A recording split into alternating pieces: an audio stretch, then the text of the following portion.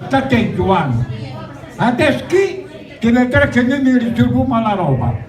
11 novembre, festa di San Martino, che è simbolo di generosità, e oggi abbiamo avuto degli amici molto generosi, gli amici del Cenacolo Dialettale Novarese.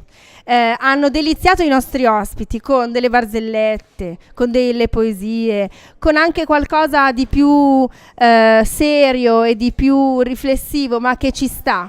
Perché è vero il momento di festa, è vero il momento di gioia che non deve mai mancare, ma anche la riflessione, anche il sentimento scaldano il cuore. Io sono Silvana, sono un membro dell'Associazione Culturale Cenacolo Novarese.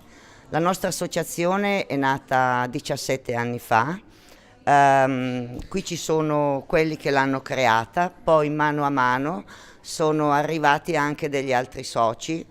Io sono una delle ultime, ho partecipato molto volentieri perché la nostra associazione tende a valorizzare le nostre tradizioni, anche portando avanti questa nostra lingua locale che assolutamente non è morta. Devo dire che oggi hanno aderito e si sono divertiti tutti, novaresi e non novaresi.